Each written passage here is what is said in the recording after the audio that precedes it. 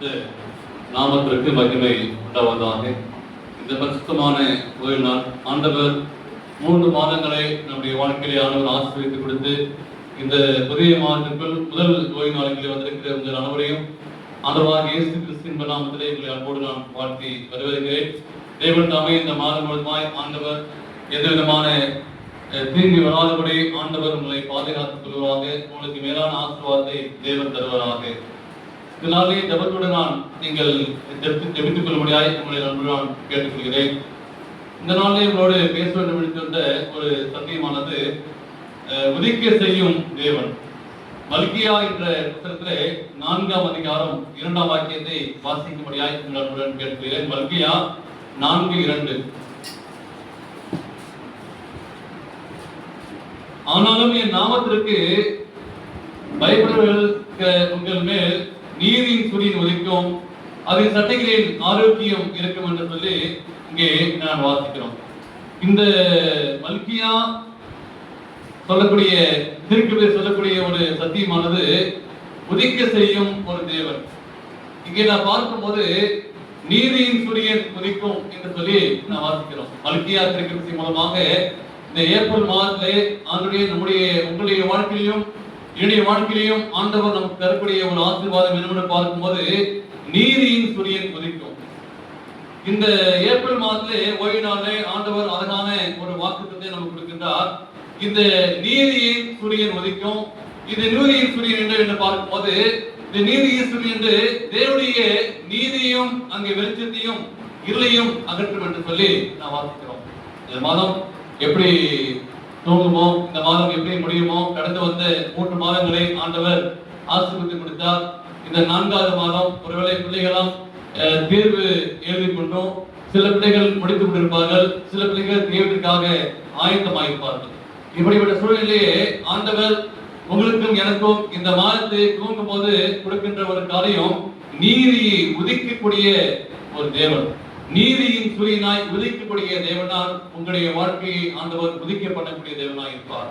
அந்த நீதியின் சூரியனை, அந்த வெளிச்சத்தை நீங்கள் நாம் பெற்றுக்கொள்ளும் போது அந்த வெளிச்சம் நம்முடைய வாழ்க்கையிலே ஆசீர்வாதமாக இருக்கும். அந்த வெளிச்சத்தை நீங்கள் நானும் பெற்றுக்கொள்ள வேண்டும். எருசலேம் ஆலயம் கட்டப்பட்டிருந்தது. இந்த கட்டப்பட்ட இந்த சூழலிலே பலிகளும் பண்டிகைகளுமாய் மீண்டுமாய் அங்கே ஆசரிக்கப்பட்டு வந்தது. அப்பொழுது எஸ்ரா என்ற ஆசாரி மூலமாய் வேத சம்பவங்களை எடுத்து சொல்லப்பட்டு மக்கள் அங்கே கீழ்ப்படிந்து வந்தார்கள். ஆனாலும் ஒரு சில பிள்ளைகள் தேவனை பின்வாங்கி விட்டு போனார்கள். அங்கே எஸ்ரேலியா நாட்களிலே எருசலேம் ஆலயம் கட்டப்பட்டு பலிகளும் பண்டிகைகளும் அங்கே ஆசரிக்கப்பட்டு அந்த சூழ்நிலை மத்தியிலே எஸ்ரா அங்கே அந்த ஆசாரி மூலமாக வேத சம்பவங்கள் அநேக காரியங்களை நான் வாசிக்கும் போது மக்கள் கீழ்ப்படிந்தார்கள். ஒரு சிலர் பின்வாங்கி போனார்கள். அலங்கட்டை அங்கே கட்டப்பட்டது. அலங்கல் கட்டி முடித்த பிற்பாக அங்கே பெர்சியாவுக்கு போன நெகேமியா 2வது முறையாக எருசலேம் அங்கே ஆளுநராக அங்கே தருகிறார். அங்கே வந்து பார்த்தபோது ஆலயம் அங்கே சீர்கெட்டு போயிருந்தது. ஜனங்கள் செலுத்த வேண்டிய காணிக்கையிலையும் தசமாகலையும் ஒரு அக்கறையற்றவர்களாக அசட்டைப்பதமாக மாறி இருந்தார்கள். அங்கே போகக்கூடிய அந்த நாட்களிலே 2வது முறையாக நெகேமியா போகின்ற போது மக்களுடைய மனது பின்வாங்கி போயிருந்தது. ஆலயத்திற்கு காணிக்கை கொடுத்த பிள்ளைகள், தசமாக கொடுத்த பிள்ளைகள், ஆண்களுக்கு உண்மையாய் செலுத்தி வந்த பிள்ளைகள் பின்வாங்கி போயிருந்தார்கள், அசட்டை பண்ணியிருந்தார்கள். மல்கியா இந்த 3ஆம் அதிகாரத்திலே நான் வாசிக்கும் போது அங்கே திருக்கதர்சி சொல்கிறார். 3:7 வாசிக்கும் போது அந்த 6ஆம் வசனம், நான் வந்து பூமியை சங்கரத்தால் அடிக்காதபடி அவள் பிதாப்படி இருதயத்தை பிள்ளைகளுக்கு பிள்ளைகளையும் இருதயத்தை அவர்கள் பிதாக்களத்திற்கு இருப்பேன் என்று சொல்லி இங்கே மல்கியா வாசிக்கிறார். இந்த காலகட்டத்திலே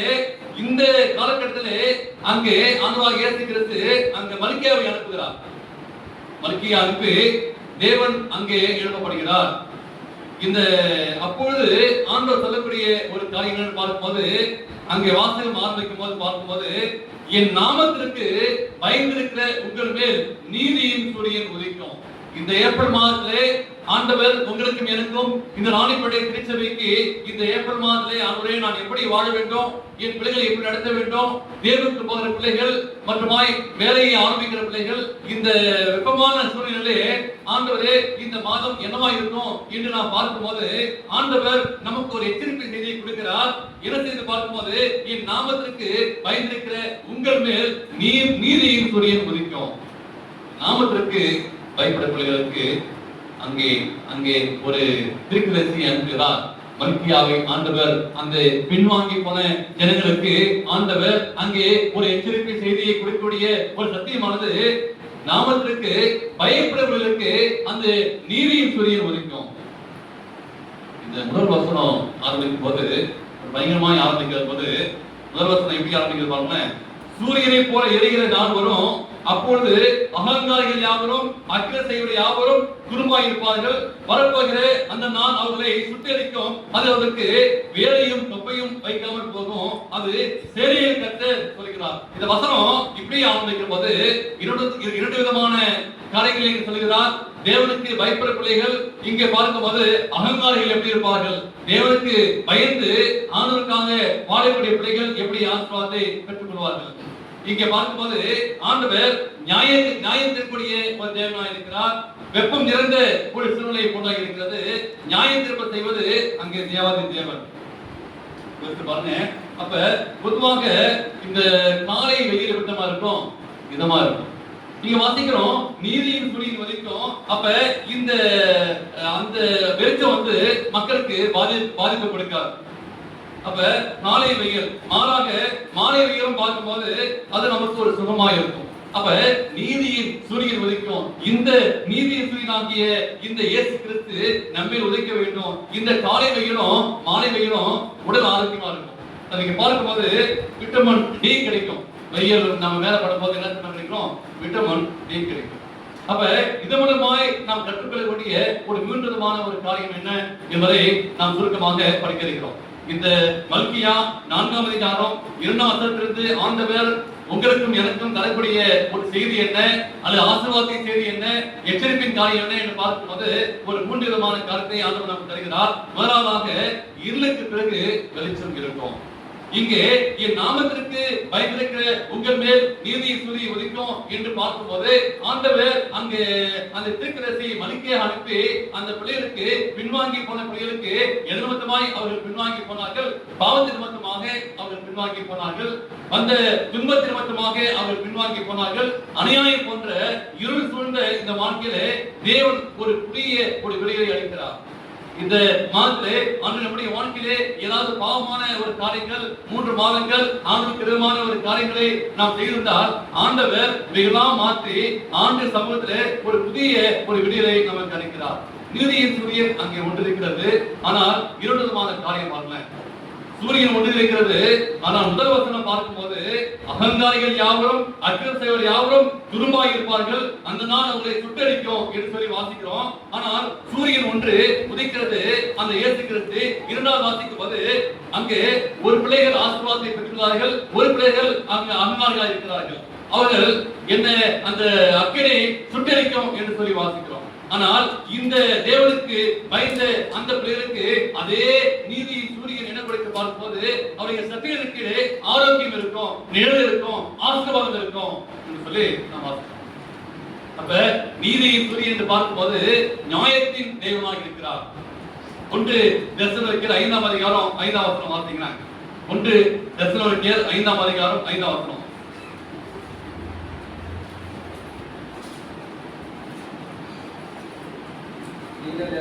நீங்கள் எல்லாரும் வெளிச்சத்தின் பிள்ளைகளும் பகலின் பிள்ளைகளுமாய் இருக்கிறீர்கள். நாம் இரவுக்கும் இருளுக்கும்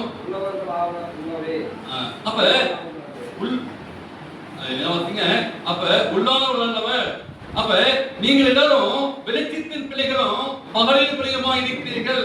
இங்க தசரிக்க சொல்றாரு, பவுல் சொல்றாரு, நீங்கள் எல்லாரும் எப்படி இருக்கிறோம்? தேவனுடைய வெளிச்சத்தை பெற்றவர்களாக இருக்கிறோம். தேவனுடைய கற்பனைக்கு கீழ்ப்படிந்து, தேவனுடைய வசனத்துக்கு கீழ்ப்படிந்து, தேவனுடைய சொல்லுக்கு கீழ்ப்படிந்து வெளிச்சமாய் இருக்கிறோம் என்று சொல்லி நான் வாசிக்கிறோம். அப்ப இந்த பகலில் வெளிச்சமாய் இருக்கிறோம். அப்ப பகல் என்று பார்க்கும்போது எவ்வளவு வெளிச்சமாய் இருக்கிறது. அப்ப நம்முடைய வாழ்க்கை எப்படி ஒரு வெளிச்சமாய் இருக்கிறது. நீங்க எல்லோரும் இங்க அமர்ந்திருக்கிற எல்லோரும், இந்த சத்தியத்தில் கேட்கிற எல்லோரும் தேவனுக்கு பயந்த பிள்ளைகள். அப்ப நீதியின் சூரியனாக இருக்கும். நீங்க சில டூர் போகும்போது பாருங்க, சன் பாத் இருப்பாங்க பாத்தீங்களா, சில பேர் இருப்பாங்க. அப்ப இந்த கோவா இது பார்க்கும்போது அப்ப அந்த சூரியனுடைய அந்த எஃபெக்ட் மேல படும்போது அது ஏற்கனவே சொன்ன விட்டமின் டி கிடைக்கும். அப்ப என் நாமத்திற்கு பயந்தவர்கள் பின்பற்றவர்களுக்கு அது நன்மையா இருக்கும். இயேசு கிறிஸ்து உங்கள் மேல் உதிக்க வேண்டும், அந்த வெளிச்சமாய் உங்கள் மேல் படும்போது அது உங்களுக்கு ஒரு ஆசீர்வாதத்தை கொடுக்கும் சொல்லி வாசிக்கிறோம். அகங்காரிகள் எப்படி இருப்பாங்கன்னு வாசிக்கும் போது, அகங்காரிகள் அக்கிரமத்தையோட யாவரும் அவரை சுட்டரிக்கும். தேவனுக்கு பிரியமான ஒரு வாழ்க்கை வாழக்கூடிய பிள்ளைகளுக்கு அந்த அந்த வெளிச்சம் எப்படி இருக்குன்னு பார்க்கும்போது சுட்டரிக்கூடியா இருக்கிறதும். நல்லா கவனிச்சு பாருங்க, வெளிச்சம் ஒன்று, ஒரே ஒரு தெய்வம், ஒரே ஒரு நீதி சூரியன், ஒரே ஒரு அந்த இயேசு கிறிஸ்து. அந்த இயேசு கிறிஸ்து பயப்பட பிள்ளைகளுக்கு ஆண்டவர் சொல்றாரு, நீங்கள் ஆசீர்வாதத்தை பெற்றுக்கொள்வீர்கள். அந்த நீதி சூரியனாகிய இயேசு கிறிஸ்து உங்கள் மேல் உதிக்கும் போது அந்த சட்டிலைகளே நிலை வைக்கும். அதே காரியம் வாசிக்கும் போது அதே சூரியனாகி உதிக்கும். அப்படி வாசிக்கும் போது அக்கிரமம் செய்கிற யாவரும் துரும்பாய் இருப்பார்கள் சொல்லி நான் வாசிக்கிறோம். செயல் ஒன்று, ஆனால் கிடைக்கின்ற பிரதிபலன் எந்த விதத்திலே நாம் அவரை பெற்றுள்ளோம். தேவனுடைய ஆசிர்வதிக்கின்ற களம் இருக்கிறது, தேவனுடைய வெளிச்சம் இருக்கிறது. இயேசு கிறிஸ்து நீதியின் சூரியனாக இருக்கிறார். அந்த வெளிச்சத்தை நாம் பெற்றுக்கொள்ளும் போது அது ஒரு குடும்பத்திற்கு ஒரு ஆசீர்வாதமாக இருக்கிறது. ஆனால் அவரை பின்பற்றாத குடும்பத்திற்கு எப்படி என்று பார்க்கும்போது அகங்காரிகள் என்று வாசிக்கிறோம். அகங்காரிகள், அக்கிரமம் செய்கிற பிள்ளைகள் என்று பார்க்கும்போது தேவனுக்கு கீழ்ப்படியாத பிள்ளைகள், தேவனுக்கு விரோதமான பிள்ளைகள் எப்படி பார்க்கும்போது அவர்கள் துரும்பாகி இருப்பார்கள். ஆனால் தேவனுக்கு பயந்த உங்களுக்கும் எனக்கும் ஆண்டவர் பிடிக்கின்ற ஆசீர்வாதம் நீதியின் சூரியன் உங்கள் மேல் உதிக்கும். அப்போது அந்த சக்தியிலே ஆரோக்கியத்தை பெற்றுக் கொள்வோம், சமாதானத்தை பெற்றுக் கொள்வோம், ஆசீர்வாதத்தை பெற்றுக் கொள்வோம். இந்த மாதத்துல நீங்களும் நானும் முடிவு செய்ய வேண்டியது, ஆனதே நீதி சூரியனாக எங்க மேல் உதிக்கும் போது நான் எப்படி பிள்ளையாக நான் மாற வேண்டும், எப்படிப்பட்ட பிள்ளையாக மாற வேண்டும், எப்படிப்பட்ட ஒரு குடும்பமாய் மாற வேண்டும். நீதி சூரியன் இருக்கும் போது அந்த சமாதானத்தை பெற்றுக்கொள்ள வேண்டும் என்று சொல்லி இருக்கிறோம். அப்ப இரண்டாவதாக பாருங்க, ஆசீர்வாதத்திலே ஆண்டவர் என்ன பண்றாரு, ஒரு நீதியின் வெற்றியை தருகிறாரு. அப்ப இஸ்ரவேல் ஜனங்கள் குறித்து நான் வாசித்து பார்க்கும்போது இதுல இந்த சம்பவத்தை அதை கம்பேர் பண்ணி பார்க்கும்போது இஸ்ரவேல் ஜனங்கள் எகிப்திலிருந்து புறப்பட்டாங்க, சரிங்களா? அப்ப என்ன பண்ணாங்க, ஒரு செங்கடலை அங்க நெருங்குறாங்க. செங்கடலை நெருங்கும் போது எகிப்திய படை என்ன பண்றாங்க, அந்த இஸ்ரவேல் ஜனங்களை பின்பற்றாங்க. அப்ப மோசே என்ன பண்றாரு, அந்த செங்கடலை இருக்கும் போது ஒரு கோலை நிற்றாரு. செங்கடல் ஆயிடுச்சு, இரண்டா போச்சு, சரிங்களா? காரியம் ஒன்று. அப்ப ஜனங்கள் என்ன பண்ணாங்க, எல்லாம் ஆச்சரியமா பாக்குறாங்க. ஒரு கூட்டம் என்ன பண்றாங்க, நடந்து போறாங்க. கடல் ஆயிடுச்சு. அப்ப நீதி ஒரு பக்கம் சுகமா இருக்குது, ஒரு ஆசீர்வாதமா இருக்கு. ஆனா இந்த நீதியின் சூரியன் உதிக்கும், அதுக்கு கீழே ஆரோக்கியம் சொன்ன பாத்தீங்களா? அப்ப இந்த நீதியின் வெற்றி இரண்டாவது அவங்க கடந்துட்டாங்க. என்ன ஆயிடுச்சு, என்னங்காச்சு, திரும்பி பிரிஞ்ச இடத்துல என்ன ஆயிடுச்சு. அப்ப என்ன பண்ணாங்க, அவங்க உள்ள வந்தாங்க.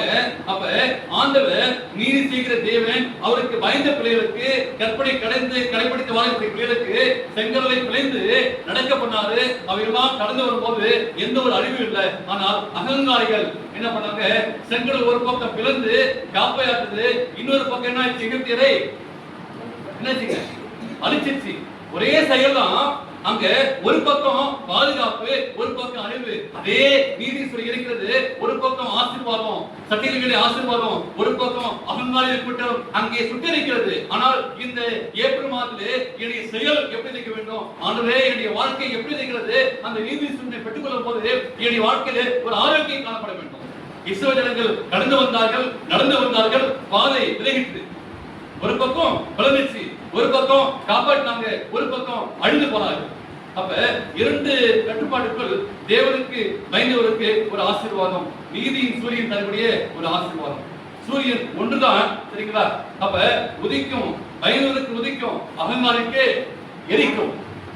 உதிக்குது, ஆனா சுட்டெரிக்கும் அங்கே வாசிக்கிறோம். அதுவே அந்த உதிக்கக்கூடிய சூரியனை நான் காண வேண்டும், அந்த ஆனந்தத்தை நான் பெற்றுக்கொள்ள வேண்டும். நான் எப்படி பார்க்கிறேன் தேவனுடைய வார்த்தையை, தேவனுடைய செயலை, நான் எடுக்கின்ற தீர்மானம், இந்த ஏப்ரல் மாதத்துல நான் எடுக்கின்ற தீர்மானம் எப்படி இருக்கிறது? அதுவே அந்த ஆசீர்வாதத்தை நான் பெற்றுக்கொள்ள வேண்டும். அநேக வேளை நமக்கு பிரச்சனை வரும், அநேக வேளை நமக்கு கஷ்டம் வரும், அநேக வேளை நமக்கு சோதனை வரும். ஆனால் நம்முடைய செயல் எப்படி இருக்கிறது? கடவுளை அதுவே நான் சீக்கிரம் போறேன், நான் தசமா வைக்கிறேன், காணிக்க வைக்கிறேன், அதுவே தாங்க முடியலையே அப்படின்னா நாம் பார்க்கின்ற பார்வைகள், நாம் செய்கின்ற செயல் எப்படி இருக்கிறது? அதனால இந்த ஆண்டவருக்கே கண்டு இல்லையா, ஏன் ஆண்டவரை எப்படி என்ன சோதனை பண்றீங்க அப்படி என்ன பண்றோம்? சில டைம்ல நம்ம தப்பா பேசுறோம், ஆண்டவர் சோதிக்க மாட்டாரு. நாம் போகின்ற செயல், நாம் எடுக்கின்ற தீர்மானங்கள், நாம் பார்க்கக்கூடிய காரியங்கள் எப்படி பார்க்கிறோம், அந்த ஆசீர்வாதத்தை பெற்றுக்கிற வேண்டும். அன்றைய வேளை சில காரியங்கள், நம்மளிடத்தில் இருக்கிற சில பாவமான காரியங்கள், தவறான காரியங்கள் நீங்கும் போது ஆசீர்வாதத்தை நாம் பெற்றுக்கொள்வோம். அப்ப நீதியினாகிய அந்த சூரியன் நம்மேல் உதிக்க வேண்டும், அந்த நீதியுடைய ஆசீர்வாதத்தை பெற்றுக்கொள்ள வேண்டும். அதே இஸ்ரவேல் பாருங்க, ஒரு காரியம், மேக சம்பவம் இருந்துச்சு. மேக சம்பவம் இருக்கும்போது தேவன் என்ன பண்ணாரு? விலகி பின்னாக வந்தார். அப்ப முன்னாக இருந்த மேக சம்பவம் விலகி அவருக்கு பின்னாக நின்றது. எகிப்து என்ன பண்ணாங்க? நடந்து போனாங்க. அப்ப இஸ்ரவேல் ஜனங்கள் போனாங்க, ஆனா அந்த எகிப்து ரொம்ப நேரம் ஆயிடுச்சு, மேக சம்பவம் இருந்துச்சு. இஸ்ரவேல் ஜனங்கள் நடந்து போகும்போது அது வெளிச்சமா இருந்துச்சு, ஆனா எகிப்து பின்னாக வந்தாங்க, எகிப்திற்கு அந்தகாரமா இருந்துச்சு. ஆனால் ஆண்டவர் நமக்கு மேக சமமா இருந்தாங்க. அங்க இஸ்ரவேல் ஜனங்கள் கடந்து போறாங்க, என் ஜனங்கள் கடந்து போறாங்க, என் ஜனங்கள் இந்த மார்ச் மாதத்தை கடந்துட்டாங்க. இந்த ஏப்ரல் மாதத்தை போகும்போது ஆண்டவரே மேக சமமாய் வாரும் ஆண்டவரே. இந்த ஏப்ரல் மாதத்தை கடந்து போகும்போது ஒருவேளை கஷ்டம் இருக்கலாம், போராட்டம் இருக்கலாம், பிரச்சனை இருக்கலாம், கண்ணீர் இருக்கலாம். இஸ்ரவேல் ஜனங்கள் வாழ்க்கையிலே எல்லாத்தையும் கடந்து வந்தாங்க. ஆண்டவரே மேக சமமாய் இறங்கி வந்தீரே ஆண்டவரே. இந்த மாதத்தை கடந்து போகும்போது கணவனா இருக்கலாம், மனைவியா இருக்கலாம், நீங்க பிள்ளைகளா இருக்கலாம், உங்க வாழ்க்கையில ஏகப்பட்ட சோதனை வரலாம். இஸ்ரவேல் ஜனங்கள் அங்கே அனுபவத்தை காட்டிலுமா நமக்கு சோதனை வந்துச்சு. எல்லாத்தையும் கண்டு வரும்போது ஆண்டவரே மேக சமமாய் வாரும் ஆண்டவரே, அக்கினி சமமாய் வாரும் ஆண்டவரே. நீதி சூரியன் இந்த ஏப்ரல் மாதத்துல எங்க மேல் உதிக்கும் போது உங்களுடைய குடும்பம் ஆரோக்கியமா இருக்கும், ஆசீர்வாதமா இருக்கும், சமாதானமா இருக்கணும். ஆனா நல்லா கவனிச்சு பாருங்க, அந்த ஒரே சூரியன் நீதி சூரியனாகிய இயேசு கிறிஸ்து உங்களுக்கு உதிக்க வேண்டும். நாம் எப்படி பார்க்கிறோம்? நம்முடைய செயல் எப்படி இருக்கிறது? ஆண்டவரே என் வாழ்க்கையிலே அகங்காரியமான செயல் இருக்கிறதா, இல்லது நான் தேவன் நோக்கி பார்க்கின்ற போது அந்த காலைகள் எப்படி இருக்கு? இலகுவா இருக்கு, மாலைகள் இலகுவா இருக்கு. ஆனால் நான் பார்க்கின்ற போது என்மேல் நீதியின் சூரியன் விதைக்க வேண்டும். ஒருவேளை அந்த நீதியின் சூரியன் உதிக்கும் போது அந்த பாவமான காரியம் இருக்கும் போது அந்த இருள் நீங்கிடும், வெளிச்சம் வரும். இஸ்ரவேலுக்கு ஆண்டவர் என்ன பண்ணாரு? ஒளியை எழுப்பினாரு, வெளிச்சத்தை கொடுத்தாரு. ஆனா எகிப்து என்ன பண்ணாரு? இருளா இருந்துச்சு. சில டைம்ல நம்ம கஷ்டப்படுவோம், சில டைம்ல சோகமா இருக்கும், சில டைம்ல நம்ம வாழ்க்கை என்னமா ஆயிடுது? இருளா ஆயிடுது. அப்ப நம்முடைய தேவனை விட்டு நம்ம வெகு தூரம் போயிட்டோம். ஆகவே அந்த நீதி சூரியன் என்னை உதிக்கவில்லையே, அந்த வெளிச்சம் என் மேல் பிரதிபலிக்கிறதுக்கு நான் இடம் கொடுக்கவே இல்லையே. அந்த நீதி சூரியன் என் வாழ்க்கையிலே வெளிச்சமாய் வரும்போது அது ஆரோக்கியமாய் இருக்கும். சில வேளை என்ன செய்யறோம்? நம்முடைய மனசை பிசாசு வேற பக்கமா கொண்டு போயிடுவோம். அவரு பெரிய பக்கமா இருக்கும். சில டைம்ல வேற பக்கமா கொண்டு போகும்போது அப்பொழுது நம்முடைய வாழ்க்கையில கண்ணீர் வரும், கஷ்டம் வரும், கலக்கம் வரும், வேதனை வரும், சோதனை வரும். அப்பொழுது நீதியின் சூரியன் அந்த வெளிச்சத்தை நீங்க உதிக்கு அதை நாம் வாங்கிக் கொள்ளாமல் இருக்கிறோம். அந்த நீதியின் சூரியனை வாங்கிக் கொள்ளும் போது, அதை பெற்றுக் கொடுக்கும் போது அந்த ஆசீர்வாதத்தை நாம் பெற்றுக் கொள்வோம். தாவீது அழகாக எழுதுகிறார். 84 சங்கீதம் வாசிங்களேன். சங்கீதம் 84:11.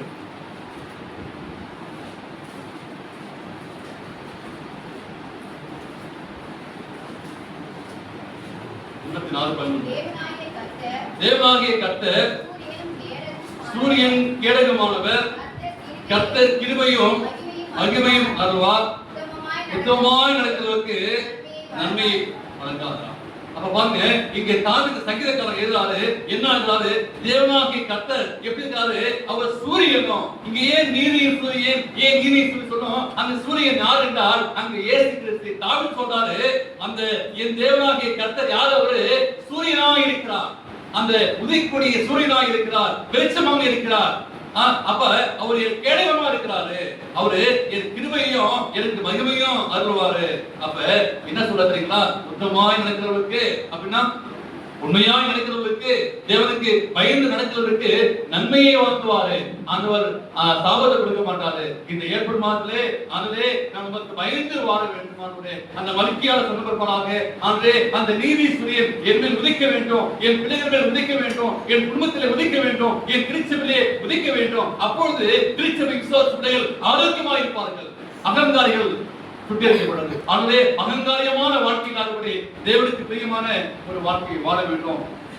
வெளிப்படுத்தல் அதுக்கு ரசம் வாசிப்போம். ஆபகுக்குல ரொம்ப அழகா இருக்கிறாரு. ஆபகுக்கு 3ஆம் அதிகாரம் 4ஆம் வசனம். ஆபகுக் 3:4. அவருடைய பிரகாசம் சூரியனை போல் இருந்தது. அவருடைய கரத்திலிருந்து என்ன வச்சுங்க? கிரணங்கள் வீசின. அங்கே அவருடைய பராக்கிரமம் மறைந்திருந்தது. அவருடைய பிரகாசம் சூரியனை போல இருந்தது. அப்ப தேவனுடைய அந்த பிரகாசம் அந்த மகிமையை எப்படி கம்பேர் பண்றாங்க? சூரியனை போல இருந்துச்சு. ஏன்னா அந்த மகிமையை நான் பார்த்தது இல்லை, சரிங்களா? அந்த மகிமையை கம்பேர் பண்ணி பார்க்கும்போது சூரியனை வச்சு தேவங்களை தாங்க முடியல தானே, சரிங்களா? சூரியனை வச்சு தாங்க முடியுதா? அப்படின்னா அவருடைய மகிமை எப்படி இருக்கும்? மோசே அவர் பார்த்தாரு, அவருடைய மகிமையை பார்க்க முடியல. அப்ப ஒரு கம்பேர் பண்றாங்க. அந்த நீதி சூரியனை கம்பேர் பண்றாங்க என்று பார்க்கும்போது அந்த வெளிச்சம் அந்த மாதிரி இருந்துச்சு. அப்ப சூரியனை காட்டும் பல மடங்கு மகிமையானவர், பல மடங்கு. ஏன் தெரியுங்களா? சூரியனை படைச்சதே யாரு? ஆண்டவர். அந்த அவருக்கே வெளிச்சம் இருக்குன்னா அவருக்கு அப்ப எவ்வளவு ஒரு மகிமை இருக்கும். அப்ப கம்பேர் பண்ணாங்க. அந்த ஆபத்து சொல்றாரு பாருங்க, சூரியனை போல் பிரகாசம் இருந்தது, அவருடைய கருத்திலிருந்து கிரணங்கள் வீசின, அவருடைய பராக்கிரமம் மறைந்திருந்தது சொல்லி நான் வாசிக்கிறோம். தேவனுக்கு பிரியமான சொல்லு. அப்ப அந்த பிரகாசத்தை நான் பெற்றுக்கொள்ளணும். இந்த ஏப்ரல் மாதத்திலே அதுவே அந்த தனிப்பட்ட வாழ்க்கையிலே அந்த நீதி சூரியன் உதிக்கும் போது எப்படி இருக்குமா? என்ன இருக்குமா? பிரகாசம் என்ன இருக்குமா? ஆரோக்கியம் இருக்கு. அந்த நீதி சூரியனாகிய அந்த இயேசு கிறிஸ்துவை நீங்க விட்டு விடாதீங்க. இந்த ஏப்ரல் மாதத்திலே ஒரு தீர்மானம் செய்யுங்க. அந்த நீதி சூரியனானது என் வாழ்க்கையில உதிக்க வேண்டும். என் வாழ்க்கையில ஒருவேளை நீரா இருக்கலாம். அந்த நீதி சூரியன் உதிக்கும் போது ஆண்டவர் என்ன பண்றாரு? அந்த ஆரோக்கியமா மாற்றாரு, சந்தோஷமா மாற்றாரு, சுகமா மாற்றாரு, நோயில்லாம மாற்றாரு, சமாதானமா மாற்றாரு. நீங்க நானும் அந்த நீதி சூரியனை எப்படி பெற்றுக்கொள்கிறோம்? ஒருவேளை சுற்றி இருக்கிறா அந்த வெளிச்சம் மகிமையாய் நீங்கள் பெற்றுக்கொள்ள வேண்டும். வெளிப்படுத்தல் 1ஆம் அதிகாரம் 14ஆம் வசனம். யோவான் சொல்றாரு பாருங்க, ரொம்ப அழகா சொல்றாரு. வெளிப்படுத்தல் 1:16.